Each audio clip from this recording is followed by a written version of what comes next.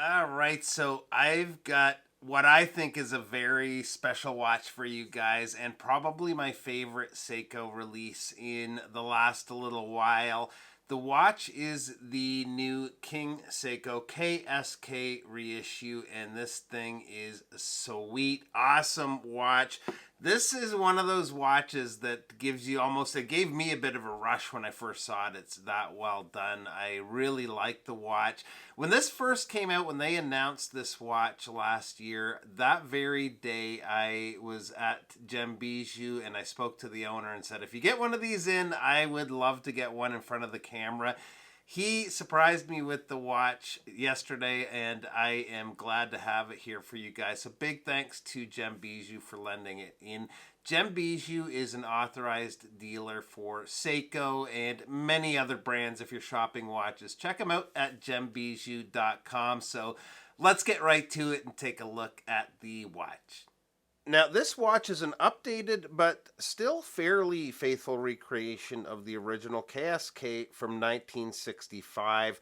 I'll just show you the hang tags here quickly and give you the reference number. So the reference number is SJE083J1, and the other hang tag, you can see this is one of the 140th anniversary Seikos. There's a few Seikos coming out this year celebrating the 140th anniversary, and this is one of them. So the watch, just quickly, I'll show you, comes out. There's an outer box, and then this lacquered, looks to be a real wooden inner box, labeled with King Seiko there in gold. It's quite a large box, so I'm just going to get this out of the way and get in a little closer on the watch itself. So King Seiko was around from the early 60s to the mid 70s out of the Diani factory and internally competed with Grand Seiko out of the Sua factory at the time. The result was some excellent releases from both Grand and King Seiko.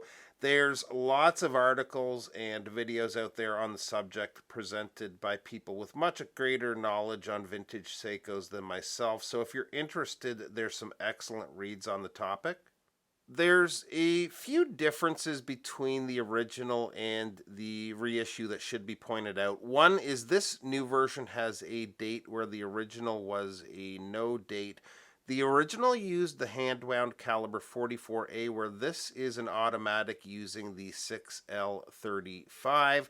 There's some modern materials being used in the reissue, and its dimensions are a little larger, but otherwise the general look remains the same.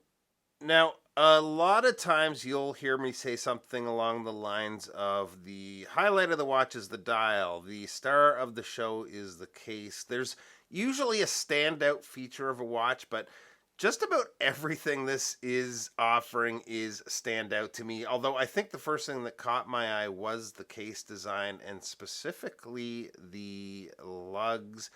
The lines are razor sharp and the light play off the Zaratsu polishing is insane. Hopefully I can do it justice, but this might be a watch you need to see in person to fully appreciate. The crown is a push-pull crown and signed Seiko with the W above, which was used to show that the watch was water resistant and is the same or at least very close to the original. We've got good winding action. The crown is a good size for a dressier watch, so no problems adjusting the time, and I'll just pull it out. Very easy to grip and make that time change.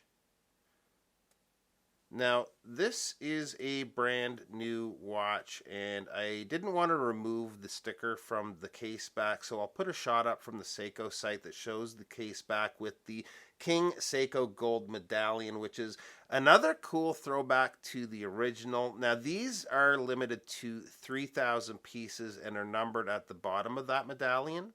The silver dial is gorgeous with that brushed sunburst effect.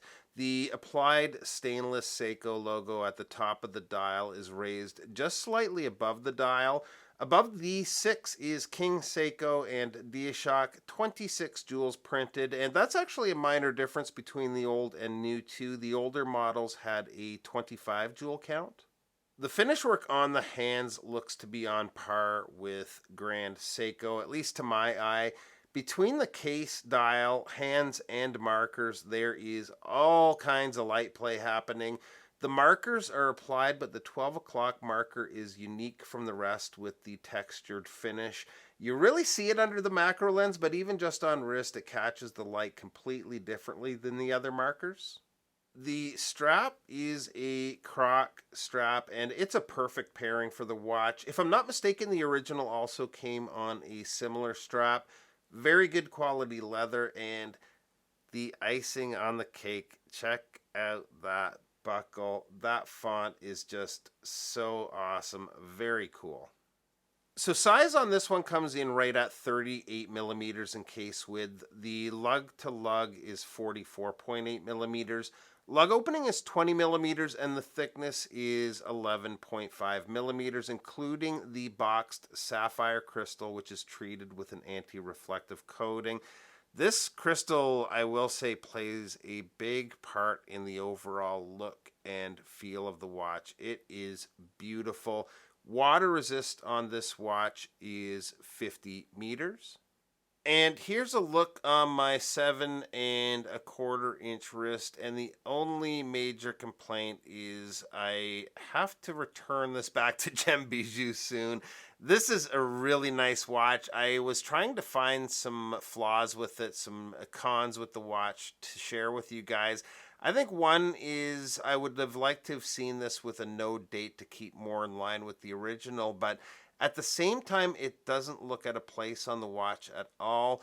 I love how it wears. Way cool watch to spend a little time with. I'd love to add one of these to my own collection. Unfortunately, my daughter is in university and taking away from my watch fund rate at the moment, but cost on these is $44.50 Canadian dollars, which is 3,300 USD.